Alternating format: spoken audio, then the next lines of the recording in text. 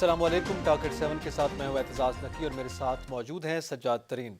दुआ गो हैं कि अल्लाह ताला मोहम्मद वाले मोहम्मद अलैहिस्सलाम के सदक़े में तमाम आलम इंसानियत को कोरोना की मुसीबत वबा से निजात अता फरमाए। नाज़रीन, आज गुफ्तगू करेंगे, जैसा कि आपके इल्म में है कि आज सूबा पंजाब का बजट भी पेश कर दिया गया है और बजट का जो वज़ीर ख़ज़ाना है, सूबाई वज़ीर ख़ज़ाना हाशिम जमा बख्त ने पेश किया है और ये इसका जो कुल हजम है वो 2240 अरब रुपए रखा गया। पंजाब का बजट भी जो अगर इजाफे की बात की जाए, टैक्सेस के हवाले से बात की जाए, कोई ज़्यादा विफाक के बजट से मुख्तलिफ नहीं है जो पेश किया गया और ये उम्मीद भी की जा रही थी। आज जब बजट पेश किया गया तो अपोजिशन ने नारेबाजी भी की, बजट की कॉपियाँ भी फाड़ी गईं, अपोजिशन ने शदीद शोर शराबा भी किया और महंगाई और गुर्बत और बेरोज़गारी के हवाले से नारे भी लगाए गए हैं। ये सूरत हाल भी पेश आई है। लेकिन दूसरी जानब जो कुछ बजट में कहा गया है उस पर हम इन डिटेल बात करेंगे। उसमें यह कहा गया कि पंजाब में कोई नया बजट नहीं लगाया जा रहा, नया टैक्स नहीं लगाया जा रहा, रिलीफ दिया जा रहा है आम आदमी को। अब इस नए बजट में नया टैक्स नहीं लगा तो पहले की क्या सूरत हाल है? इसके साथ साथ इस नए बजट में कितनी चीज़ों में इजाफा है, कहाँ पे तरक्याती बजट जो है वो कितना रखा गया, कहाँ पे क्या सूरत हाल बेहतर की गई, हेल्थ के हवाले से क्या कुछ सोचा गया, ओवरऑल इसकी बात करेंगे। लेकिन एक जानिब ये बजट पेश किया गया, इससे पहले वफाक का बजट भी पेश किया गया। एक जानिब ये सूरत हाल है कि टैक्स रिलीफ की बात की जा रही है, आवाम को रिलीफ देने की बातें की जा रही हैं माजी के बजट तकरीरों की तरह, मगर दूसरी जानिब जो आवाम का पुरसान हाल है वो बहुत बुरा है। और इस वक्त जहाँ पे हम पहले भी जिक्र करते रहे हैं, महंगाई में इजाफा हुआ, अब इस बजट के बाद जो माहिरीन की राय आ रही है वो भी बड़ी तशवीशनाक है कि बेरोजगारी में मजीद इजाफा होगा। और एक सर्वे के मुताबिक ये बताया जा रहा है कि पाकिस्तान में इजाफा होगा तकरीबन 75 से 80 लाख बेरोजगार अफराद का इस बजट के नतीजे में। क्योंकि ओवरऑल जब वफाक के बजट की हम बात करेंगे तो उसमें आपके इल्म में है कि हमारी जो ग्रोथ है मुख्तलिफ सेक्टर्स में वो पहली बार पाकिस्तान में 70 साल की तारीख में पहली बार मनफी में गई है। उसकी क्या वजूहत हैं, क्या नहीं, ओवरऑल डिस्कशन करेंगे। सज्जाद तरीन साहब, आज पंजाब का बजट पेश किया गया, इससे पहले विभाग का बजट पेश हुआ है, उसके अब जो अल्फाज हैं, उसके जो गोरख धंधा है, उसमें जो फिगर्स हैं वो मेरे ख्याल में अमूमी तौर पर डिस्कस होते रहते हैं। लेकिन आप क्या समझते हैं? मेरे ख्याल में पंजाब से शुरू करें। आज आपने बजट तकरीर सुनी है हाशिम जमा बख्त की, क्या समझते हैं? उसमें कोई रिलीफ है? बड़ी बात की बड़े दबंग अंदाज में कि टैक्स रिलीफ दिया जा रहा है। देखें, मैं आपको अर्ज़ करूं कि ये जो पंजाब का बजट हो या पिछले हफ्ते जो पेश किया गया वफाक का बजट हो, ये दोनों बजट से ये सिर्फ अल्फाज का गोरख धंधा है। ये अल्फाज के गोरख धंधा के अलावा इसमें कुछ नहीं है, आवाम को कुछ नहीं मिलेगा। ये नहीं बताया गया कि हमारी जो मनफी की पैदावार हो गई है, पूरे मुल्क की सूरत हाल ख़राब हो गई है, उसको बेहतर बनाने के लिए सिवाय खूबसूरत अल्फाज की अदायगी है, ये कुछ नहीं है। ये जो कुछ कह रहे हैं इनका अब देखें, मैं आपको अर्ज़ करूं, ये हुक्मरान जो कुछ कह रहे हैं, चाहे वो पंजाब में कह रहे हैं, चाहे वो वफाक में कह रहे हैं, ये जो अल्फाज बोल रहे हैं, अवाम इन पर एतबार करने के लिए तैयार नहीं है। ख़ुद इनको अपने अल्फाज पर यकीन नहीं है।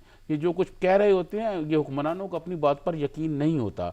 जैसे टैक्स के अहदाफ रखे गए हैं, जब हफीज़ शेख साहब से ये पूछा गया ये कैसे पूरे होंगे तो उन्होंने उसका कोई जवाब नहीं दिया। इनको अपने अपने अल्फाज पर, इनको अपने होमवर्क पर कोई एतमाद नहीं है। गुर्बत बढ़ रही है, बेरोज़गारी बढ़ रही है, महंगाई बहुत ज़्यादा बढ़ रही है। इन 2 सालों के दरमियान आप मुझे बता दें कोई बड़ा प्रोजेक्ट आपकी नज़र में आया हो? सड़कें तबाह हैं, बुरा हाल है। और ख़ास तौर पर हमारा जो जनूबी पंजाब है, मुल्तान मियाँ वाली रोड आप देख लें, वो जगह जगह तबाह बर्बाद हुआ पड़ा है। वहाँ पर हर आए रोज़ एक्सीडेंट हो रहे हैं, लोग बेगुनाह स्कूल के बच्चे मर रहे हैं वहाँ एक्सीडेंट में, और बेरोज़गार लोग मर रहे हैं, नौजवान लोग मर रहे हैं। जो लोग मेहनत मजदूरी करने उन जनूबी पंजाब के मुख्तलिफ शहरों से पिंडी या इधर उधर आते हैं, उनकी बसें जो हैं वो टकरा जाती हैं, सड़क ठीक नहीं है। तो ये कुछ नहीं कर रहे। अस्पतालों में दवाइयाँ नहीं मिल रही, टेस्ट बहुत महंगे हैं। कोरोना का टेस्ट जो है वो बहुत महंगा हो गया है। गरीब आदमी 12,000 रुपया नहीं दे सकता। एक आदमी अगर उसके घर में एक आदमी को कोरोना हो गया और 10 आदमी बाकी हैं तो वो कहाँ से 1 लाख रुपया या 1,20,000 रुपये लाएगा? तो मैं समझता हूँ इनकी कोई सिमत सीधी नहीं है जी। कोई समत सीधी तो नहीं है। लेकिन तरीन साहब, दूसरी जानिब ये वजह बताई जा रही है कि जनाब जो सूरत हाल इस वक्त है, मुख्तलिफ माहिरीन की भी उसमें राय सामने आ रही है, वो ये है कि कोरोना की वजह से जो हमारे बजट पे फ़र्क पड़ा है इस वक्त, वो एक बड़ी वजह है। फिर पूरी दुनिया में ये हुआ, एकदम एक्सपोर्ट बंद हो गई, सर्विसेज का शोबे पे फ़र्क पड़ा, सनत पे फ़र्क पड़ा, लोग घरों में बैठ गए, कोरोना की वजह से बेरोज़गारी हुई है। तो ज़ाहिर है उसके नतीजे में फिर टैक्स रेवन्यू में भी फ़र्क पड़ा है। नकी साहब, आप मुझे बताएं, कोरोना तो अभी 3 माह हुए हैं कोरोना को आए हुए। पिछले 9 माह कौन सी इन्होंने दूध और शहद की नहरें बहाई हैं? आप मुझे बता दें कि पिछले 9 माह में कौन सा इन्होंने ऐसा कारनामा अंजाम दिया कि बड़ी खुशहाली थी 9 माह में। ये 9 जब से ये इक़्तिदार में हैं, सिर्फ इनके पास एक ही एजेंडा था और एक ही बात थी कि जनाब वो साहब का हुक्मरान लूट गए, साहब का लूट के मार गए, खा गए, बर्बाद कर गए। इसके अलावा इन्होंने कोई काम किया है? इन्होंने कहा था जी हमारे पास 200 से ज़्यादा माहिर मौजूद हैं, जो हमारे पास हैं वो आ जाएंगे और आके वो मुल्क की मुआशी हालत सूरत सीधी कर देंगे सब। आखिर में क्या हुआ? वही IMF के लोग लेके आए, वही हफीज़ शेख हैं, वही बाकर रज़ा हैं। मैं अर्ज़ करूं कि ये बजट जो है ये बुनियादी तौर पे IMF का बजट है। इसका पाकिस्तान के गरीब आदमी से, वो जो राजनपुर में बैठा हुआ है, जो डेरा गाजी खान में बैठा हुआ है, जो बदीन में बैठा हुआ है, जो और शिकारपुर में बैठा हुआ है और मुख्तलिफ जगहों पर बैठा हुआ है, उस गरीब आदमी की ज़िंदगी पे इस बजट ने कोई मुस्बत असरात नहीं डालने। उसका जो मैं समझता हूँ खून है उसको निचोड़ा जाएगा। लोगों को अब सूरत हाल ये हो गई है कि ना दवाइयाँ मिल रही हैं, लोगों को दवाइयाँ बहुत ज़्यादा महंगी हो गई हैं। आप मार्केट में जाके देखें, उनको कोई कंट्रोल करने वाला नहीं है, चीनी कोई कंट्रोल करने वाला नहीं है। समझ नहीं आ रही कि ये हुकूमत और हुकूमती इदारे क्या कर रहे हैं। प्राइम मिनिस्टर को लाहौर में ब्रीफिंग दी गई, मुझे एक सूबाई मिनिस्टर ने यह कहा कि उस ब्रीफिंग के दौरान जितने ब्यूरोक्रेट्स थे ये उन्होंने बार बार ये कहा कि अगर लाहौर में मुकम्मल लॉकडाउन नहीं करेंगे, कर्फ्यू की तरह लॉकडाउन नहीं करेंगे, तो पंजाब में सबसे ज़्यादा जो केसेस हैं वो लाहौर में आ रहे हैं। लेकिन प्राइम मिनिस्टर ने तो उससे इत्तफाक नहीं किया। प्राइम मिनिस्टर ने कहा जी हम नहीं करेंगे।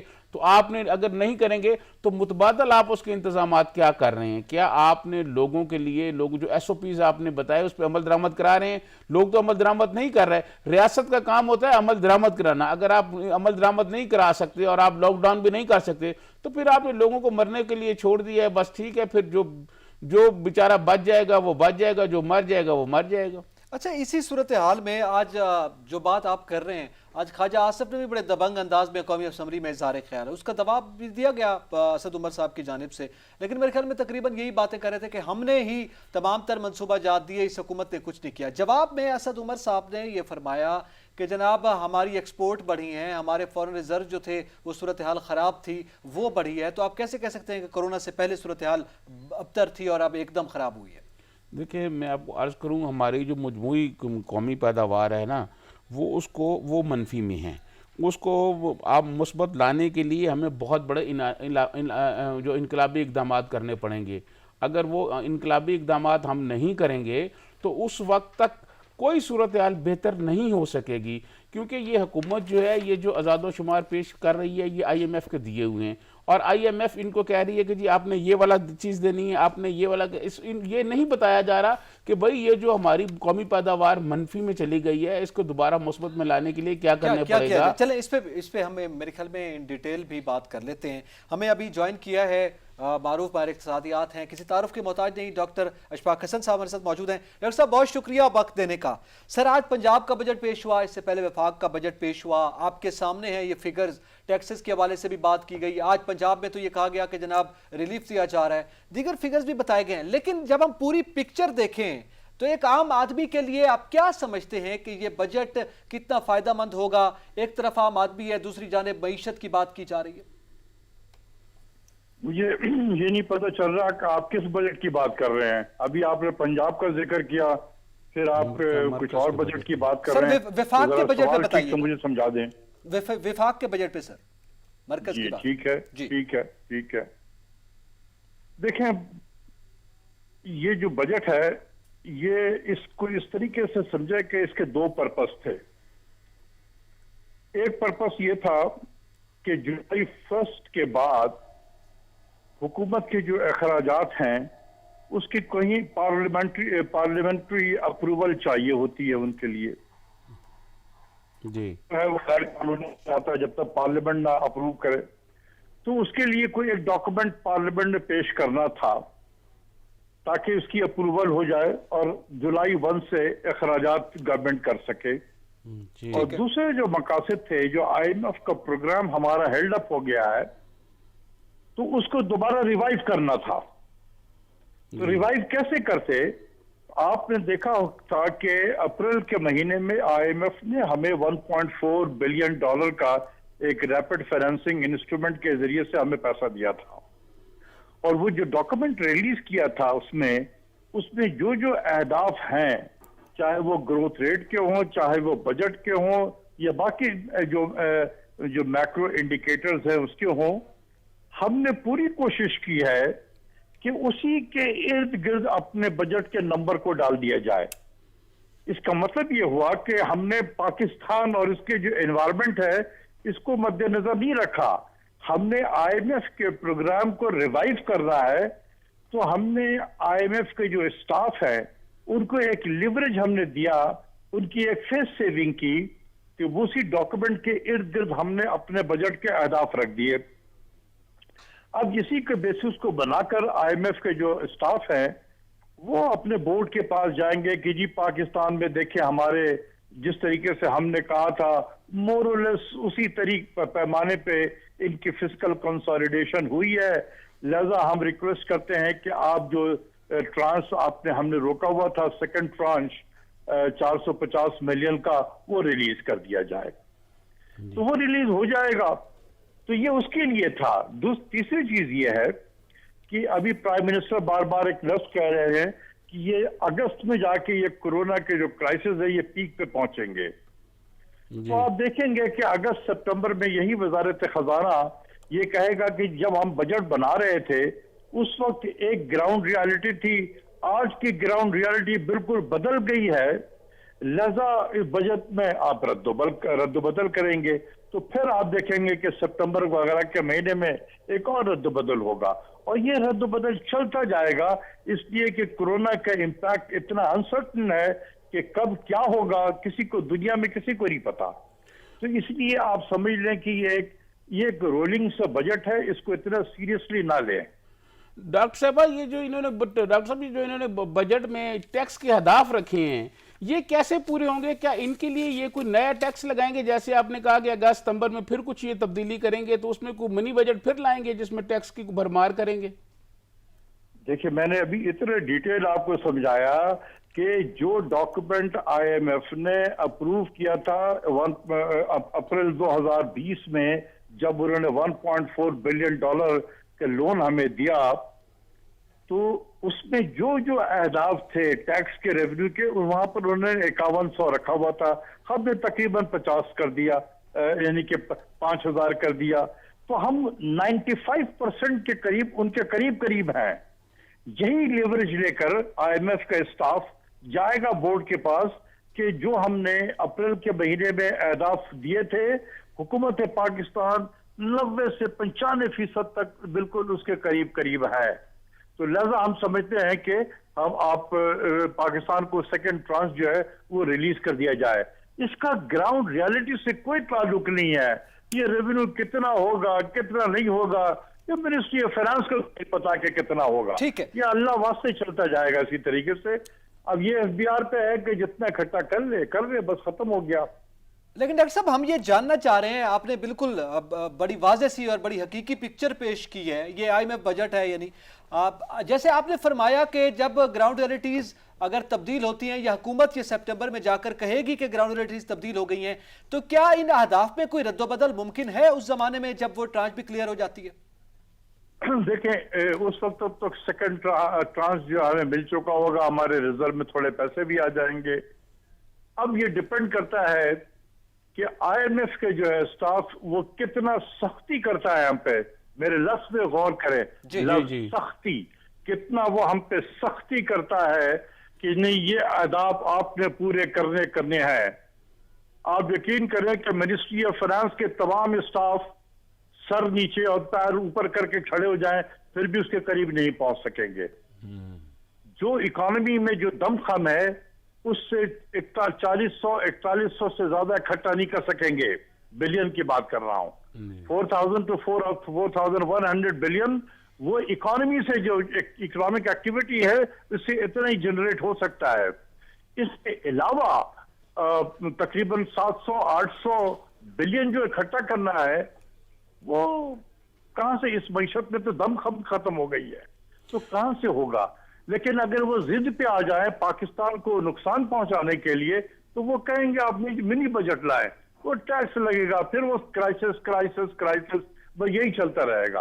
आपने देखा होगा कि वजीर एडवाइजर जो है हमारे हफीज शेख साहब ने सुबह से भी कहा कि भाई हमारे रेवेन्यू के चक्कर में नहीं रहना। हालांकि 80% रेवेन्यू सूबे का जो होता है वो एनएफसी अवार्ड के तहत उनको मिलता है, और एनएफसी अवार्ड में डिस्ट्रीब्यूशन एफबीआर के कलेक्शन के बेसिस पे होता है। तो इन्हें खुद पता है कि हमने बहुत ज्यादा ओवर एस्टिमेट किया हुआ है, इसलिए उन्होंने सूबों को कहा कि भाई हमारे ऊपर नहीं रहना तुम, ये नंबर जो है ऐसे रखा हुआ है हमने, इसको इतने सीरियसली ना ले लो, अपने हिसाब से बजट बनाना। तो उनको भी बता दिया कि ये हमारे इस पे आसरे पे नहीं रहना तुम। अच्छा डॉक्टर साहब ये बताएं कि पाकिस्तान को मनफी शरह नमू से कैसे निकाला जा सकता है, इस बारे में कोई तजवीज़ देंगे आप? क्या चीज, क्या किस मनफी शरह से कैसे निकाला शरह जा सकता नमू है? जो मनफी है हमारी, उसको कैसे उससे निकाला जा सकता है? देखिए, मेरा नहीं ख्याल है कि हम अगले माली साल तक निकल सकेंगे इससे, कोई दुनिया नहीं निकल सकेगी अभी। देखिए, दुनिया में क्राइसिस है, जब तक कि हर चीज नॉर्मल सी सतह पे ना आ जाए, दुनिया में कारोबार नॉर्मल सतह पे आ जाए, एयरलाइन नॉर्मल हालात में चलती रहे, कारोबार चलना शुरू हो जाए, दुकानें खुल जाएं, कारोबार खुल जाए बाहर के मुल्कों में, तो फिर हमारा एक्सपोर्टर भी जाकर वहां अपना माल बेच सकेगा। जब अगर वहां पर दुकानें बंद है, मार्केट बंद है, तो ये हमारा एक्सपोर्टर क्या करेगा, कहां बेचेगा, जब मार्केट ही नहीं है दुनिया में? तो इसकी पैदावार में भी कमी होगी। हमारे पास ले दे के रह जाता है ज़राअत। ज़राअत पे पिछले 10-12 साल से किसी भी हुकूमत ने तवज्जो नहीं दिया है। ज़राअत के में जो ग्रोथ रेट है वो उतना ही है जितनी हमारे आबादी में बढ़ने की शरह है। तो हम इतना ही प्रोड्यूस करते हैं कि हम खा ले पी ले, बस। हम बाहर दुनिया को खिलाने के लिए शायद हमारे पास नहीं है। अब पहले गंदुम भेज दिया करते थे, अब गंदुम हमारे पास कम हो गया। इसी तरीके से जो चावल वगैरह है, क्योंकि पाकिस्तानी खाते नहीं है तो वो चावल बेच देते हैं। कॉटन जो है, पहले हम 1 से 2 मिलियन बेल इंपोर्ट करते थे अपने टेक्सटाइल मिल को रन करने के लिए, अब 6-7 मिलियन बेल इंपोर्ट करते हैं। तो ज़राअत हमारे फोकस ही में नहीं है। तो ये, और यही एक वो चीज है जिसमें कोरोना का कोई इम्पैक्ट नहीं है। तो अगर हमें तवज्जो देनी है, अगर नेगेटिव शरह से निकलना है, तो इस ज़राअत की तरफ तवज्जो दें जहां कोरोना का इम्पैक्ट नहीं होगा। बाकी तमाम चीजों पे कोरोना के इम्पैक्ट है, लिहाजा उसमें से निकलना अगले साल तक बहुत मुश्किल नजर आता है। अच्छा डॉक्टर साहब, आप क्या समझते हैं कि ओवरऑल, जैसे आपने डिटेल बताया है, इसके अब नतायज पाकिस्तानी मुआशरे पर, आम आदमी पर, महंगाई की शक्ल में, बेरोजगारी की शक्ल में क्या देख रहे हैं? आपका क्या तखमीना है सर? देखिए, महंगाई जो है वो कब होगी? एक तो दुनिया में तेल की कीमतें गिर गई हैं, तो जाहिर सी बात है कि हम इंपोर्ट करते हैं तेल की कीमत, तो उससे उसके असरात हमारी महंगाई पे पड़ते हैं, तो वो कम रहेगा। इसी तरीके से लोगों के अब कुव्वत खरीद भी नहीं रही। हम पिछले 2 सालों से हमारा फीकस आमदनी जो पाकिस्तानियों का है वो गिरता जा रहा है, हम गरीब होते चले जा रहे हैं। तो हमारी जेब में तो सकत नहीं है चीजें खरीदने के लिए, तो महंगाई कैसे बढ़ेगी जब हम हमारे अंदर सकत ही नहीं है खरीदने की? तो इसलिए मैं नहीं समझता हूं कि महंगाई ऊपर की तरफ जाएगी। ये यही 6-7% के रेंज में ये रहेगा, और सारी दुनिया में भी इसी लेवल पे रहेगा, कम सतह पे रहेगा, क्योंकि दुनिया में भी डिमांड डिस्ट्रॉय हो गया है। और बेरोजगारी सर? बेरोजगारी तो बढ़ेगी, क्योंकि जब मुल्क में इकोनॉमिक एक्टिविटी ना हो तो ये जो लोग ग्रेजुएट करके यूनिवर्सिटी से निकलेंगे, ये कहाँ जाएंगे? इनको कहाँ नौकरी मिलेगी इस वक्त? मैं तो मुझे अफसोस है कि इस साल जितने भी स्टूडेंट हैं जो ग्रेजुएट करेंगे, वो बेचारे किधर जाएंगे नौकरी ढूंढने के लिए? ये तो सारे तमाम जिंदगी जो है वो बंद पड़ा हुआ है, वो कहाँ उनको नौकरी मिलेंगी? तो बेरोजगारी बिल्कुल बढ़ेगी, अगले साल में भी बढ़ेगी। देखिए, हमारे यहाँ तकरीबन 1.5 से 2 मिलियन लोग जो हैं जॉब मार्केट में आते हैं हर साल। इन सबों को अगर नौकरी देनी है तो 6 से 7% के करीब हमारी इकोनॉमी ने ग्रो करना चाहिए। लेकिन अगर ये नेगेटिव ग्रो कर रही है, या 1-2% पे ग्रो कर रही है, तो बाय डेफिनेशन ये जॉब नहीं क्रिएट कर रही है इतना, तो पूल ऑफ अनएम्प्लॉयड तो बढ़ता चला जाएगा, और ये सारी दुनिया में बढ़ेगा, पाकिस्तान में नहीं बढ़ेगा। सिर्फ हिंदुस्तान में 12-13 करोड़ अवाम जो है बेरोजगार हो गए, उनके मजदूर जो है 12 से 13 करोड़। वो जो है वो हमारी आबादी 20 करोड़ के करीब है, 20-21 करोड़ है। हिंदुस्तान में 12 से 13 करोड़ जो वर्कर हैं वो बेरोजगार हो चुके हैं। इसी तरीके से अमेरिका में तकरीबन 4 करोड़ के करीब लोग बेरोजगार हुए। तो दुनिया में बेरोजगार हो रहे हैं, हमारे यहाँ भी बेरोजगार होंगे। ठीक है, बहुत शुक्रिया। डॉक्टर इशफाक हसन साहब हमारे साथ मौजूद थे। डिटेल बात की है तरीन साहब, उन्होंने टेक्निकल चीज़ें भी बताई, लेकिन हमने ये कोशिश की कि सादा अल्फाज में आम आदमी को ताकि समझ आ सके ये बजट के हवाले से उसके जो असरात मुरतब हो रहे हैं। तो नतीजा ये निकला कि इस वक्त जो सूरत हाल है, एक तो कोरोना ने बहरहाल असर डाला है, पूरी दुनिया में डाला है, पाकिस्तान में भी उस पर है, और दूसरा इस अब जो सूरत हाल है यानी आइंदा के लिए ये बड़ी बात वैलिड है, ये माहिरीन ये बात कर रहे हैं कि एक तो ये IMF की शराइत का बजट है, ये पाकिस्तानी अवाम को, पाकिस्तान के माहौल को मद्देनजर रखकर नहीं बनाया गया है और ये मजबूरी है हुकूमत की, और आइंदा दिनों में भी सूरत हाल ये हो। और जिस महंगाई के तूफान की, यानी महंगाई यूं नहीं कि चीज़ों की या अशिया की कीमतों में इजाफा होगा, कीमतें ये बरकरार भी रहें, आपके पास पैसा नहीं है उसको खरीदने के लिए, उसकी सकत नहीं होगी, ये उससे ज़्यादा खतरनाक और तशवीशनाक सूरत हाल है। इसमें क्या हो सकता है फिर? देखिए, मैं आपको अर्ज़ करूं, डॉक्टर साहब ने जो बातें बताई हैं वो मतलब आने वाले जो हमारा मईशत का नक्शा है वो उन्होंने पेश किए है, जो कि अच्छा नहीं है। इसके लिए हुकूमत के पास कोई फ्रेमवर्क नहीं है। अब देखें, जैसे उन्होंने कहा कि क़ुव्वत ख़रीद ही लोगों की ख़त्म हो जाएगी और दुनिया भर में लोगों की क़ुव्वत ख़रीद ख़त्म हो जाएगी। ये नहीं कि पाकिस्तान में, पाकिस्तान तो पहले ही गरीब मुल्क है, और हमारी जो बरामदात हैं, जो हम लोगों को बाहर भेजते हैं चीज़ें, वो हमारी टेक्सटाइल है। देखें, बात ये, जब दुनिया भर में वो नहीं होगा, कोई ख़रीदने वाला ही नहीं होगा, तो हम अपनी टेक्सटाइल कहाँ बेचेंगे? हमारे अपने यहाँ सूरत हाल ख़राब है, ना हमारी कोई बरामदात होंगी, ना हम कोई एक्सपोर्ट कर सकेंगे, ना इंपोर्ट कर सकेंगे। उसके बाद जो लोग गरीब आदमी हैं वो यहाँ ख़रीद नहीं पाएगा, और मैं समझता हूँ कि आने वाले दिनों में, आने वाले महीनों में बहुत ज़्यादा मुश्किलात बढ़ेंगी। लेकिन बदकिस्मती ये है नकी साहब कि हमारी जो हुकूमत है उसके पास इसका कोई हल नहीं है। मैं समझता हूँ कि ऐसी कोई बात नहीं है। जो माशी सूरत हाल हमारी है, इसमें आज भी सर जोड़कर बैठने की, जैसे डॉक्टर साहब ने ज़राअत का कहा, ज़राअत का हमारी तरफ कोई तवज्जो नहीं दी जा रही। आपको याद होगा कि हमने पिछले प्रोग्राम में ये बात बड़ी डिटेल से डिस्कस की थी कि टिड्डी दल की वजह से ज़राअत जो है वो बहुत तबाही और बर्बादी की तरफ जा रही है। हमारे काश्तकार बहुत परेशान हैं। हुकूमत की जानिब से देखें, पाकिस्तान एक कमज़ोर मुल्क है मईशत हवाले से, हमारी माशी हालत बहुत कमज़ोर है। हम एक वक्त में 2 बहरानों को फौरी तौर पर सामना नहीं कर सकते, एक कोरोना का है, एक टिड्डी दल का है। टिड्डी दल ज़राअत को तबाह बर्बाद करती जा रही है।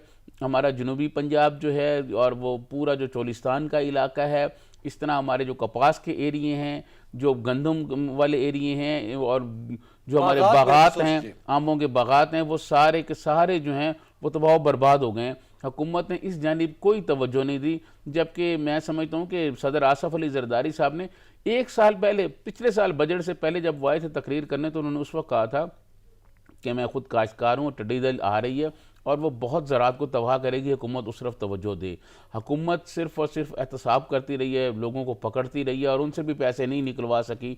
तो अभी भी जो मैं बात करना चाह रहा था वो ये है कि ऐसी कोई सूरत हाल नहीं है। हमारे मुल्क में लोग मौजूद हैं, जैसे डॉक्टर साहब ने ज़राअत का कहा, उन सबको जमा किया जाए, उनसे बात की जाए, माहिर मौशियात से पूछा जाए कि हम अपनी ज़राअत को कैसे बेहतर बना सकते हैं, हम अपने खाने के लिए भी पैदावार करें, हम लोगों को भी दें। देखें, दुनिया भर में जो गंदम है उसकी ज़रूरत पड़ेगी, दुनिया भर में खाने की चीज़ों की ज़रूरत पड़ेगी, उस तरफ हमें तवज्जो देनी चाहिए, लोगों को जमा करना चाहिए। डॉक्टर हफीज़ पाशा हैं, डॉक्टर कैसर बंगाली हैं और बहुत सारे लोग हैं, इन खुद डॉक्टर इशफाक हसन साहब हैं, इन सब लोगों को आप बिठाएं और खुदा के लिए IMF से जान छुड़ाएं, IMF की बातें ना मानें, IMF के जंगल से निकलें। अगर हम IMF के चुंगल से नहीं निकलेंगे तो हमारे लिए बहुत ज़्यादा मुश्किलात बढ़ जाएंगी। और जैसे डॉक्टर साहब ने ये कहा, जिस दिन ये बजट आया था, मैंने तो उसी दिन ही अपने तबसरे में ये कहा था कि ये बजट जो है, ये कह रहे हैं टैक्स फ्री है, ऐसी कोई बात नहीं है। ये अगस्त सितंबर में फिर एक मिनी बजट देंगे जिसमें टैक्स की भरमार होगी। तो खुदा रहे पाकिस्तान के गरीब आवाम पर कोई रहम खाएं और इसकी मुआशी हालत बेहतर बनाने का कोई प्रोग्राम दें जी। अच्छा, उसमें जो कुछ आलमी सतह पर जैसे अभी बात की गई है कि पेट्रोलियम मसनूआत की कीमतों में कमी हुई है, तो उसका इम्पैक्ट ठीक है, हुकूमत ने अपनी सतह पे अपना हिस्सा भी रख के, ज़ाहिर है जो ज़रूरी था, और उसके बाद वो कमी की है, लेकिन किल्लत पैदा हो गई। यानी यहाँ पे आप सिर्फ हुकूमत की बात कर रहे हैं, वो तबकात जो इससे वाबस्ता हैं, उन्होंने कहा जी पेट्रोल हम बेचते ही नहीं हैं, और जहाँ पे बिक रहा है वो उससे ज़्यादा रेट पे बेचा जा रहा है।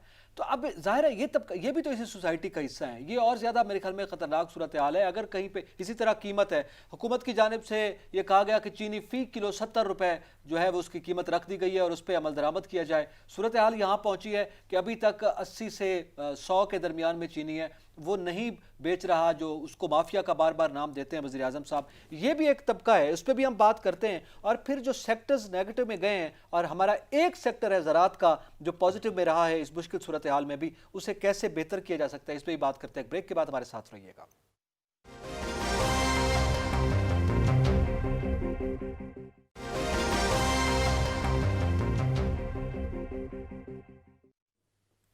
वेलकम बैक नाज़रीन। बात कर रहे हैं बजट पे। विफाकी बजट है, पंजाब का बजट भी पेश हुआ, कुछ ज़्यादा मेरे ख्याल में मुख्तलिफ नहीं है। गो के सिर्फ एक चीज़ मुख्तलिफ है, जैसे डॉक्टर अशफाक हसन साहब हमारे साथ मौजूद थे, उन्होंने ये कहा कि सूबों को तो ये कह दिया गया है कि अपने हमारे जो रेवेन्यू है वो कहते हैं ना कि 3.5 ना रहना, तो वही वाली बात है। विफाक ने कह दिया है अपने रेवेन्यू के हवाले से आप खुद जिम्मेदार हैं, हमने तो एक फ़र्जी फिगर दे दिया है और वो IMF को राज़ी करने के लिए। वो तो सूरत हाल है।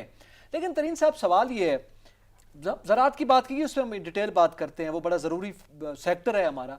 आप ज़ाहिर है सर्विसेज गई, सनत गई, सब नेगेटिव में चले गए। उसकी वजह कोरोना को बहरहाल उसका हमें कवर देना होगा हुकूमत को, क्योंकि पूरी दुनिया में ये सूरत हाल पैदा हुई है। लेकिन सवाल ये है कि अभी एक तरफ महंगाई बढ़ रही है, आम आदमी परेशान है, जो सरकारी मुलाजिम है उसकी पेंशन और उसकी तनख्वाह में भी इजाफा नहीं किया गया।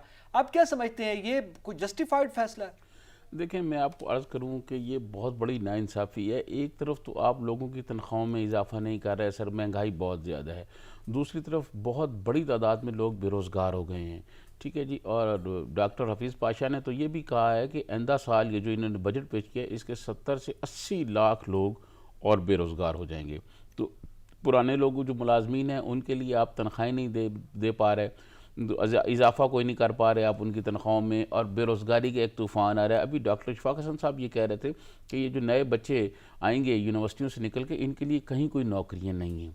मैं आपको अर्ज़ करूं जी, हमारी जो मईशत है नकी साहब, इसको पुराने स्तूनों पर तामीर नहीं किया जा सकता, ना ही खड़ा किया जा सकता है।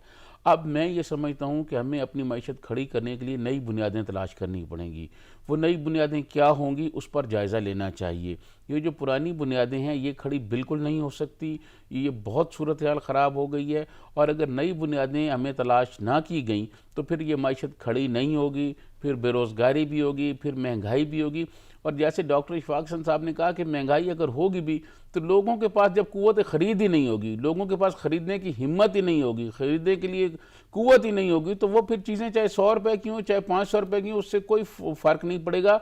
तो मैं ये समझता हूँ ये बहुत खौफनाक एक सूरत हाल की उन्होंने अक्कासी की है। लेकिन बदकिस्मती ये है कि हमारे जो मईशत के माहिरीन हैं, जो हुकूमत के एडवाइज़र हैं, वो सारे के सारे वो लोग हैं जो IMF और वर्ल्ड बैंक के मुलाजिम हैं, और वो IMF को जाके रिपोर्ट करते हैं। IMF की ख्वाहिश के मुताबिक ये इन्होंने बजट बनाया गया है, ये पाकिस्तानी अवाम का बजट नहीं है। डॉक्टर इशफाक हसन ने मतलब अपना जो गुफ्तगू की वो कि उन्होंने खुले अंदाज में नहीं कहा, लेकिन उन्होंने एक ज़रा ये कह दिया है कि ये IMF ही अप्रूवल देगी हर चीज़ की, और पार्लियामेंट के सामने ये रख दिया गया है और पार्लियामेंट को एक डॉक्यूमेंट्स अप्रूव करने होते हैं। अब पार्लियामेंट में अपोजिशन का ये काम है कि इस बजट को इस हालत में अप्रूव ना होने दे। देखें, बात ये है, बदकिस्मती ये है कि मुस्लिम लीग नहीं, अभी तो नहीं हुआ ना जी, मतलब अभी तो वो पार्लियामेंट में भी पेश किया गया ना जी, तो मरहलेवार अभी उस पर स्पीच होगी, कट मोशन आएंगे। तो मैं ये समझता हूँ कि ये इनको ये बजट मंजूर नहीं करने देना चाहिए, अपोजिशन को मुतहिद होना चाहिए। लेकिन बदकिस्मती ये है कि कल मेरी एक वफाकी वज़ीर से बात हो रही थी, तो मैंने उनसे पूछा कि इस तरह का बजट जो है वो क्या अपोजिशन रोक पाएगी। तो उन्होंने मुझे कहा कि आप देखिएगा अगले 2-4 दिन में मुस्लिम लीग नून वाले तो सख्त तकरीरें करते रहेंगे, लेकिन आप देखिएगा कि वो बजट की हमायत कर देंगे। जब वो कर देंगे तो फिर पीपल्स पार्टी के पास भी कोई ऑप्शन नहीं रहेगा।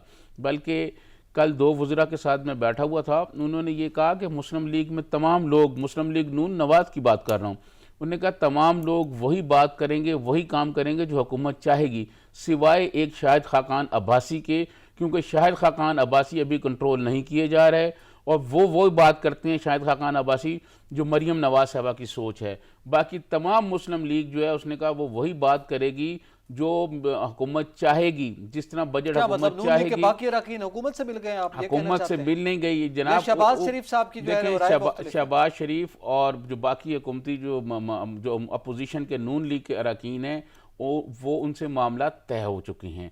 अगर वो हुकूमत की बात नहीं मानेंगे, मैंने ये क्वेश्चन किया, उन्होंने कहा हमारे साथ नहीं मिले, लेकिन अगर वो हुकूमत की बात नहीं मानेंगे तो फिर उनको जेलों में भेज दिया जाएगा, उन पर मुकदमात दर्ज कर दिए जाएंगे। इसी तरह पीपल्स पार्टी के लोगों को भी कहा जा रहा है, लेकिन पीपल्स पार्टी की तादाद में कम है कौमी असम्बली में, उनकी इतनी ज़्यादा, अगर मुस्लिम लीग नून खड़ी हो जाए और फिर पीपल्स पार्टी भी उनका साथ दे, तो मैं समझता हूँ ये, जैसे अभी मेरी 2 रोज़ पहले सरदार अख्तर मैंगल जान से बात हो रही थी, तो उन्होंने कहा था कि हम इस हुकूमत से किसी भी वक्त अलहदगी का ऐलान कर देंगे। तो अगर वो अलहदा हो जाते हैं तो इस हुकूमत के पास तो मेरे ख्याल में बजट मंजूर कराने की भी अक्सरियत नहीं होगी, लेकिन ऐसा होगा नहीं, क्योंकि ये सारे लोग जो हैं ये खौफजदा हैं और नून लीग वाले बजट पास कराने में अपना कंधा देंगे, और जिससे इस अब ये कहते रहेंगे कि जी जुल्म हो गया, ये हो गया हमारे दौर में। आज ख्वाजा आसिफ साहब ने एक लंबी चौड़ी तकरीर की है भाई, अगर ये इतना जो लंबा चौड़ा आप भाषण दे रहे हो तो आप इस बजट को पास ही ना होने दो। इस बजट को बजट को रोकने के लिए, आप इस बजट को नाकाम बनाने के लिए सारी अपोजिशन को आप जमा करें। कोई ऐसा काम नजर आ रहा है आपको अपोजिशन का कि सारा काम कोई अपोजिशन सारी जमा हो? सर सारे वो तो कह रहे हैं ना मुस्तरद कर दिया ना। हार देखें,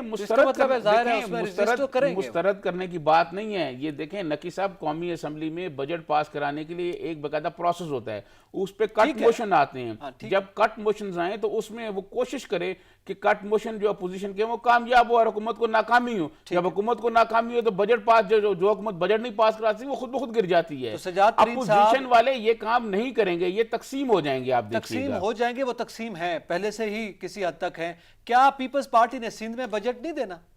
देखिए मैं आपको ठीक है, आपने कवर दिया है कि किसी हद तक कम है, लेकिन सिंध में उन्हें भी तो बजट देना है, वो क्या पीछे हट जाएंगे? मैं आपको अर्ज करूं, पीपल्स पार्टी ने जो सिंध में देना है ना, तो पीपल्स पार्टी के पास सिंध असम्बली में इतनी अक्सरियत मौजूद है, वहां अपोजिशन के लिए कोई प्रॉब्लम नहीं पैदा कर सकती, वहां उनके पास अक्सरियत है। ठीक है, लेकिन ये यहाँ जो है बहुत मामूली अक्सरियत है। और अगर सरदार अख्तर मैंगल साहब जैसे कह रहे हैं कि हम हुकूमत के साथ अब खड़े नहीं होंगे, अपोजिशन अगर उनसे राब्ता करे और सारे अपोजिशन वाले लोग जमा हो जाएं, तो मैं समझता हूं कि हुकूमत पर दबाव डाल के बजट को बेहतर बनाया जा सकता है। लेकिन हुकूमत जो है ना, मैं आपको अर्ज करूं, ये सारी जो पॉलिटिकल पार्टी हैं, कोई एक पार्टी की बात नहीं कर रहा, ये सारी पॉलिटिकल पार्टियां, इनके पास कोई मुआशी हालत बेहतर करने के लिए कोई फ्रेमवर्क नहीं है। ये एक ही फ्रेमवर्क है IMF का, ये सारे उसी में काम कर रहे हैं, तकरीरें करके बस पॉलिटिकल सब सुबह कर रहे हैं, करते रहते हैं, पॉइंट स्कोरिंग करते रहते हैं, उसके अलावा कुछ नहीं है। इसी तरह का बजट आएगा और ये सब बजट मंजूर भी हो जाएगा और अवाम पर जो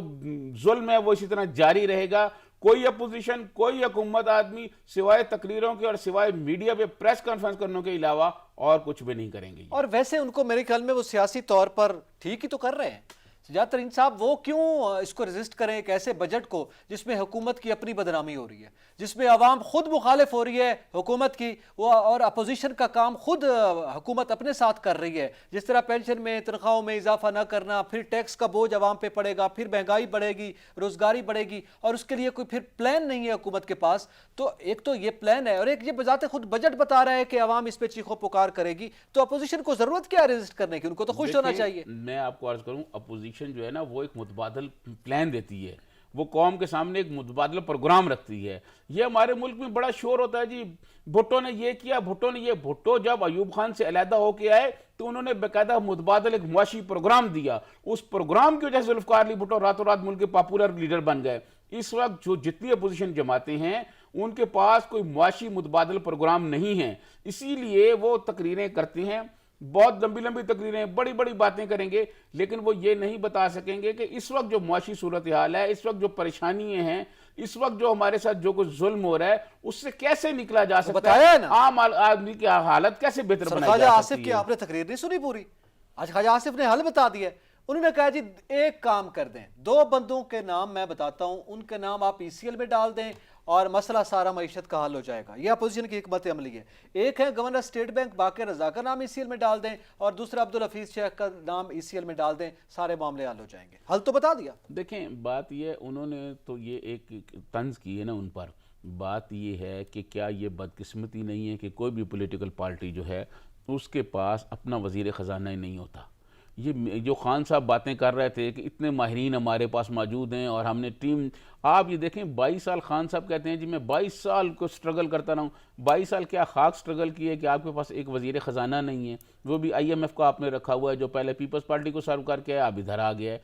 कौन सी ऐसी बात है? वो असद उमर साहब थे, उनको कैसे निकाला गया, किस तरह उनको मतलब बेशर्मी से और किस तरह उस करके निकाला गया। तो बात यह है कि इनके पास कोई वजीर ख़जाना नहीं है। ये तमाम पॉलिटिकल पार्टियां जो हैं इनके पास कोई मुआशी प्रोग्राम नहीं है, गरीब की हालत बेहतर बनाने के लिए किसी के पास कुछ नहीं है। ये सिर्फ आते हैं, लंबी लंबी तकरीरें करते हैं। इस बजट में एक बात जो मुझे बहुत अच्छी लगी, मैं समझता हूँ वो बात सूबों के बजट में भी होनी चाहिए। वो नकी साहब ये है कि 2 कनाल से जो बड़े घर हैं, जो फार्म हाउसेस हैं, उन पर टैक्स लगाने का तजवीज़ आई है। अभी वो मंजूरी पता नहीं अब होती है कि नहीं है। मैं ये समझता हूँ कि ये पूरे मुल्क में होना चाहिए कि जिस आदमी का 10 मरले से बड़ा घर है उस पर टैक्स होने चाहिए। जिसके पास बड़ी गाड़ियाँ हैं कि डबल कैबन पे तो उन्होंने टैक्स लगा दिया, और भी बड़ी गाड़ियाँ हैं उन पर टैक्स लगाना चाहिए, बड़े घरों पे टैक्स लगाना चाहिए जैसे फार्म हाउसेस पे इन्होंने लगाया है। ये पूरे मुल्क में होना चाहिए, सिर्फ इस्लामाबाद के लिए नहीं, पूरे मुल्क पे होना चाहिए। तो ये एक बात अच्छी है। अगर ये बड़े बासर लोगों ने ये होने दिया और मंजूर करने दिया तो इसमें अगर कोई कटौती ना आ गई, क्योंकि फार्म हाउस आपको पता है जिन लोगों के हैं उनमें से आधा से ज़्यादा जो है पार्लियामेंट में बैठे हुए हैं। बिल्कुल सही बात है। अब इस हवाले से भी है। और दूसरा ये जो चूंकि मुलाजमीन की हम बात कर रहे हैं, रोजाना की बुनियाद पर एहतजाज हो रहे हैं। एक आम मुलाजिम, सरकारी मुलाजिम, पहले तो ज़ाहिर है बेरोजगारी है, और जो बेचारा है उसका भी चले आपने तनख्वाहों में या पेंशन में इजाफा नहीं किया। आप क्या नहीं समझते इस हुकूमत ने करप्शन फ्री होने का नारा लगाया था, करप्शन फ्री पाकिस्तान? जब ये सूरत हाल होगी, ये बड़ा अहम मामला है। ये नफ्सियात इस मुल्क की आप भी जानते हैं, हम भी जानते हैं कि निचले लेवल तक करप्शन हो रही होती है। लेकिन अगर ये सूरत हाल पैदा की गई कि जब एक सरकारी मुलाजिम जिसके घर के अखराजात पूरे नहीं हो रहे होंगे इस महंगाई की सूरत हाल में, और वो ब्यूरोक्रेसी को चला रहे हैं, पूरे मुल्क के इदारों को चला रहे हैं, तो क्या फिर अंडर द टेबल वाला रास्ता नहीं खुल जाएगा? ये तो कहना शुरू कर दिया है उन मुलाजमीन ने कि जनाब रेट बढ़ गए हैं उधर से। देखें, मैं आपको अर्ज करूँ, ऐसी बात नहीं है सारे मुलाजमीन जो हैं वो करप्ट नहीं हैं, लेकिन या सारे मेजॉरिटी में है, या सारे करप्शन में मुलव्वस नहीं होते। लेकिन ये दुरुस्त है कि कुछ लोगों पर या कुछ पोस्टें ऐसी होती हैं जिन पर लोग जो बैठे हुए होते हैं उनके बारे में ये इल्ज़ामात लगाए जाते हैं कि जी वो करप्शन कर रहे हैं। ये जो आपने बड़ा दर्स दिया है कि जी करप्शन जनरल करप्शन है, आपने ये कहा कि जी जनाब ये जो करप्शन फ्री बनाने के लिए आए थे, आप ये देखें कि शुगर स्कैंडल में जो आए हैं उसमें अरबों रुपए एक ही शाट में चलेगा ना इधर से उधर। ठीक है, आप मुझे ये बताएं ये कौन सी करप्शन फ्री की बात हो रही है कि ये तो एक ही वही तो बात मैं कर रहा हूं ना। शुगर स्कैंडल की जो रिपोर्ट आई, जो कमीशन की रिपोर्ट आई, उसमें क्या हुआ? जहांगीर तरीन साहब तो खामोशी से अपने जहाज पे बैठे हैं, अपनी फैमिली को साथ लिया और लंदन चले गए। जैसे आज ख्वाजा साहब ने कहा कि वो समझदार आदमी थे, वो नैब से भी बच गए और कोरोना से भी बच गए। ठीक है, अब बाकी लोगों को क्या होना है? देखें, ये जो शुगर वाले लोग हैं ये बहुत ताकतवर लोग हैं। ये इनके खिलाफ मेरा नहीं ख्याल कि कोई हुकूमत भी कार्रवाई कर सके। ये लोग जो हैं हुकूमतों में शामिल होते हैं। अब जहांगीर तरीन साहब, आपको पता है कि जहांगीर तरीन साहब ने PTI को न सिर्फ खड़ा किया बल्कि इलेक्शन जितवाया।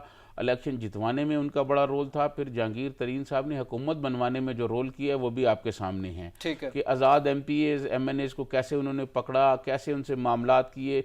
ये भी किसी वक्त सारी बातें मंजर आम पर आ जाएंगी कि किस किस ने क्या क्या लिया। उन्होंने हुकूमत बनवाई, सारा कुछ किया। इन हालात में किसी ने ये कहा अगर ये जहांगीर तरीन अपोजिशन में होते, नून लीग या पीपल्स पार्टी में होते, तो अभी FIA वाले इनके घरों में पहुंचे हुए होते और इनके घरों पर छापे लग रहे होते। और क्या ये कोई अपोजिशन का मेंबर ये जुर्रत कर सकता है कि अपने किसी स्पेशल जहाज पे बैठे और वो लंदन चला जाए? तो ये मैं समझता हूँ ये जो कानून है और ये सारे ज़ाब्ते हैं ये सिर्फ गरीब आदमियों के लिए हैं। पैसे वाला आदमी जो है उसके खिलाफ कोई कार्रवाई नहीं करता, और गरीब आदमी के लिए एक थानेदारी काफ़ी होता है। उसको थाने में मार मार के गरीब आदमी पे तशद्दुद कर करके वो कितने लोग। अब आप देखें कि अमेरिका में एक आदमी जो है, एक सियाह फार्म, उसके खिलाफ पुलिस ने तशद्दुद किया, वो मर गया। पूरे का पूरा अमेरिका जो है वो सड़कों पे निकल आया, बल्कि पूरा यूरोप में है जी। और क्या सूरत हाल वहाँ बन गई एक आम आदमी के लिए। अब आप देखें ये मिजाज है हमारी। आपको याद होगा कि एक वो गूंगा बहरा आदमी था जो ATM पे पकड़ा गया था, रहीम यार खान से जिसका ताल्लुक था। उसको पुलिस तशद्दुद पे कितना मारा था, और उसका जुमला जो सोशल मीडिया पे आया था वो आपने सुना था। उसने कहा कि मैं तो एक गल मैं तो दसना पर मारोगे तो नहीं। जनाब, हमारी पुलिस जो है वो लोगों को थानों में तशद्दुद करके मार देती है, वो लोगों को इश्तिहारी बनाकर मार देती है, वो लोगों को भगा के गोलियां मारते हैं और अवाम कुछ नहीं कर पाती। मैं समझता हूँ आप देखें कि अमेरिका में, न्यूयॉर्क में अब जो मुजाहरे हो रहे हैं उसमें ये मुतालबात होने शुरू हो गए हैं कि पुलिस को ख़त्म किया जाए, पुलिस के फ़ंड कम किए जाएँ। फ़ंड कम करने का मतलब ये, ख़त्म करने का मतलब है पुलिस को ख़त्म किया जाए। वो नई चीज़ें सोच रहे हैं। अब वहाँ ये देखा जा रहा है कि ये पुलिस जो है ये किस किस काम के लिए है और किस काम से इसको रोका जाए। जी, हमारे साथ पाकिस्तान पीपल्स पार्टी के रहनुमा चौधरी मंजूर साहब, उन्होंने हमें ज्वाइन किया है। बहुत शुक्रिया जज साहब वक्त देने का। सर, बजट आ गया, अपोजिशन का एक मौक़िफ़ तो वाज़ेह है, लेकिन अभी हमारी कुछ माहिरीन मईशत से भी बात हुई, वो कहते हैं पूरी दुनिया में नेगेटिव में जा रही है सूरत हाल कोरोना की वजह से, तो जाहिर है इसी नौयत का बजट आ सकता था। और फिर IMF के साथ लिंक की बात की जाए तो फिर दूसरा क्या ऑप्शन था? हमारी माजी की तारीख भी मुख्तलिफ नहीं है, क्या कहेंगे सर आप? नहीं, देखिए, माजी माइनस में जा रही हैं सारी चीजें, तो ये दुनिया के अंदर जो इकोनॉमीज ग्रो कर रही थी उनकी अगर कोविड के बाद माइनस में गई हैं तो और बात है। लेकिन अगर ये पहले ही कोविड से हालत ये थी कि ये 5.3 से या 5.4 से गिरकर ये बिल्कुल 1.8 पे आ गई थी, तो उसको तो हर चीज जो थी माइनस में थी, उसको और ये नेगेटिव में जा रही है। और अभी ये जो -0.38 बता रहे हैं ये भी झूठ है। जो वर्ल्ड बैंक कह रहा है वो कह रहा है कि 1.5, कोई IMF कह रहा है कि ये 2% के करीब, और पाकिस्तान में जो मुख्तलिफ इकोनॉमिस्ट हैं वो मुख्तलिफ इसके इदाद-ओ-शुमार 2 से 2.5 के करीब ये वो पेश कर रहे हैं। तो इसका मतलब ये है कि जो इन्होंने जॉब्स देने का वादा किया था वो बजाय इसके कि जॉब्स देते उलट हो गया। और फिर इसी तरह से घर देने का वादा था तो 1.5 अरब रुपया सिर्फ रखा है उसके अंदर। तो उससे ये कौन से 50 लाख घर बनाएंगे? कम से कम पहले 2 सालों में तो 20 लाख घर बन जाते ना, पहले 2 सालों में तो 40 लाख नौकरियां मिल जाती ना। तो उसमें मिलने की बजाय जो प्रोजेक्शन इस वक्त आ रही है वो ये थी कि जो ऑलरेडी लोग थे कोई 90 लाख के करीब, मुझे नहीं पता इसका, मैं कोई इतना बड़ा हमायती नहीं हूँ इस इकोनॉमी का, लेकिन कह रहे हैं कि अगर 1% नीचे जाती है इकोनॉमी तो वो वेरी करता है कि 10 लाख या 20 लाख जॉब्स गिरती हैं। अब अगर आप 10 लाख भी कर लें जो सबसे मोहतात अंदाजा है, तो फिर आप अंदाजा कर सकते हैं कि पाकिस्तान में नौकरियां, जो जॉब्स हैं वो कितनी गिरी हैं या मजीद कितनी गिरने जा रही हैं। तो इस तरह से ही बाकी चीजें भी हैं, इनके सामने हैं। मुझे नहीं पता ये बजट किसका बजट है। अगर आप देखें, किसानों को देखें तो वो नाखुश हैं, मजदूरों को देखें वो नाखुश हैं, ताजरों को देखें वो नाखुश, एक्सपोर्टर्स को देखें वो नाखुश हैं। तो ये बजट सवाए इसके कि IMF का बजट है, और IMF ने दोनों तरफ से बजट बनाया है, उधर से बनवाया भी है, इधर से पेश भी किया है। तो ये सारा अगर उनका बजट है तो फिर बाकी लोग तो इस मुल्क में क्या कर रहे हैं, क्या सूरत हाल होगी? चौधरी साहब, बाज़ माहिरीन ये कह रहे हैं कि ये जो हमारी मईशत है ये पुराने स्तून पर खड़ी नहीं हो सकती, अब नई बुनियादें तलाश करना पड़ेंगी। नई बुनियादें क्या होंगी, आप क्या कहते हैं इस बारे में? देखिए, दुनिया के अंदर एक नई बहस चली है। बहस ये चली है कि क्या ये वर्केबल है, क्या ये सब लोगों के लिए एक ऐसी मईशत है जो सब लोगों के लिए हो। अगर आप देखें इस पेंडेमिक के अंदर देखें तो मईशत से पहले अगर इस पेंडेमिक को देखें तो दुनिया में राइट लेफ्ट की तकसीम को हम छोड़ते हैं, लेकिन सिर्फ इस तकसीम को अगर लेते हैं, एक वो थे जो मईशत का रोना रो रहे थे, एक वो थे, और एक वो थे जो सिर्फ इतना कह रहे थे कि बस आप इस वक्त पहली तरजीह हमारी इंसान है, उनको बचाना है। तो वो राइट लेफ्ट की तकसीम को छोड़ के जो ह्यूमनिस्ट थे उन्होंने लोगों को भी बचा लिया है और उन्होंने अपनी मईशतों को भी बचा लिया। अब वो खोलने पे जा रहे हैं। और जो ये मईशत का रोना रो रहे थे, मुनाफों का, और उन जो लोग इकट्ठे हुए थे वो दिन रात उनके कानों में कह रहे थे कि बस मईशत को ठीक करें, मईशत को ठीक करें, उन्होंने मईशत भी बर्बाद कर लिया और लोग भी मरवा लिए। मसलन अगर आप ट्रंप को देखें, मैंने इसके लिए एक नई टर्म ईजाद की है, ये ट्रंपियन स्कूल ऑफ थॉट है, जिसमें अगर ट्रंप को देख लें, बोरिस जॉनसन को देख लें, जिसमें आप फ्रांस के सदर को देख लें, जिसमें आप इटली के वजीर आजम को देख लें, स्वीडन के वजीर आजम को देख लें, ब्राजील के सदर को देख लें, मोदी को देख लें या इमरान को देख लें, ये एक है। दूसरा इनका मुखालिफ स्कूल ऑफ थॉट है, जिन्होंने कहा कि नहीं, इंसान बड़े अहम है। अगर अमेरिका के खिते में देखें तो अगर आपको नजर आएगा, आप वहां पे कनाडा को देख सकते हैं, जस्टिन ट्रूडो वहां पे है, तो उसने कहा कि नहीं, इंसान पहले हैं। फिर अगर यूरोप के अंदर देखें तो आप जर्मनी को देख सकते हैं, स्कैंडिनेवियन कंट्रीज के देखें तो स्वीडन के मुकाबले में आपको डेनमार्क और नॉर्वे नजर आता है जहां पे सख्त लॉकडाउन हुआ। स्वीडन ने पर कैपिटा जो बात हुई है वो दुनिया में सबसे ज्यादा स्वीडन में है। वो 4,500 कुछ है, लेकिन उनकी चूंकि आबादी कम है तो यहाँ पे भी देखें, अगर चाइना को छोड़ देते हैं, लेकिन सबसे सक्सेसफुल जो केस है, केस स्टडी करना चाहिए, वो हमारे जैसा मुल्क है एक वियतनाम। उसने सिर्फ 300 केसेस आए हैं, एक डेथ हुई थी जिसपे झगड़ा हो गया कि वो डेथ कोरोना से है कि नहीं है, अल्टीमेटली डिक्लेयर किया कि वो भी कोरोना से नहीं। तो ये 10 करोड़ की आबादी वाले मुल्क अगर इस तरह से बिहेव कर सकता था, अब क्या हुआ है कि वो मईशत गिरी उनकी भी 6.8 से वो 3.8 पे आए। अब वापस वो मईशत भी खोल रहे हैं, लोगों को भी बचा लिया है और मईशत भी खोल रहे हैं, और वो सबसे पहला मुल्क होगा जिसकी एक्सपोर्ट्स भी रॉकेटिंग होगी। चौधरी साहब, आज पंजाब का बजट भी आया है, आपका ताल्लुक भी जाहिर है इसी सूबे से है, आप जानते हैं। उसमें जाहिर है फिगर दिए गए 22 से 40 अरब रुपए का बजट है, टैक्स रिलीफ की बात की गई। पहले भी ये बयान आ रहे थे कि ये जो होगा बिजनेसमैन का फ्रेंडली बजट होगा, पंजाब का भी। इस पर आप क्या कमेंट करेंगे? क्योंकि सरकारी मुलाजमी, पेंशन, तनख्वाहें, वो तो वही चीजें रखी गई, लेकिन क्या कुछ मुख्तलिफ है वफाक से इसमें? नहीं, देखिए ना, पहले मैं जो सजाद तरीन साहब का क्वेश्चन है कि इसको आप क्या दुनिया के अंदर एक नई बहस शुरू हुई है जी जी कि क्या ये जो मौजूदा निजाम है, क्या ये जब भी टेस्ट आया है, कोई प्राइवेट इदारा पूरा नहीं उतरा, ना प्राइवेट अस्पताल, ना कोई चीज, ना फूड, ना कुछ भी। अल्टीमेटली जहां जहां पे रियासतों ने आगे बढ़कर मदद की है वो लोग बचे हैं। तो इसलिए दुनिया के अंदर ये देखा जा रहा है कि क्या ये सिर्फ चंद लोगों के, चंद हजार लोगों या चंद लाख लोगों के मुनाफे के लिए मईशत में चलना है, या इज्तिमाई तौर पे इंसानों के लिए। एक नई डिबेट आ गई है दुनिया के अंदर, तो इसका भी फैसला होना है। दूसरा ये है कि ये कौन सा बजट है जो बिजनेस फ्रेंडली है। इन्होंने पंजाब के अंदर कुछ टैक्स छोड़ा था, तो मुझे वो बात याद आ गई कि वो बंदा था, उसकी भैंसें मर रही थी, तो उसने कहा ये जो इतनी भैंसें मैं अल्लाह की राह में दी, वो बच गई। जब बच गई तो उसने कहा जो मर गई है वो मैंने अल्लाह के राह पे दे दी। टैक्स कलेक्ट नहीं हो पा रहा आपसे। बिल्कुल सही सर, मेरे ख्याल में ये बड़ी अहम बात आपने कर दी है चौधरी साहब, चूंकि वक्त बिल्कुल इख्तिताम के करीब है। बड़ी दिलचस्प आपने बात की है, लेकिन इस बात में सारी जो आपकी राय है वो आपने समेट दिया। बहुत शुक्रिया आपका अपना कीमती वक्त देने का। सजाद तरीन साहब, मेरे ख्याल में जाते जाते यही बात है कि जो भैंसें मर गई हैं वो कहते हैं मैंने अल्लाह की राह में दे दी हैं। चौधरी साहब ने ये बात की है, और हमारे बजट का और इस वक्त जो सिचुएशन है वो भी यही है कि जब नहीं पकड़ा गया तो उसके बाद ये कहा जाता है कि जनाब ये हम माजी से ले रहे हैं। मुशीर ख़जाना अब्दुल हफीज़ शेख ने अपनी तकरीर का, वफाकी बजट में तकरीर का आगाज़ ही इसी से किया कि जनाब जो हमें वर्षे में मिला, जो सूरत हाल, बल्कि इक़्तिसादी सर्वे में उन्होंने ये बात की थी। तो अब ये वर्षे वाली बात है, ये भी वही बात करते हैं कि जब ना संभला जाए तो जनाब हमें तो वर्षे में ये मिला है।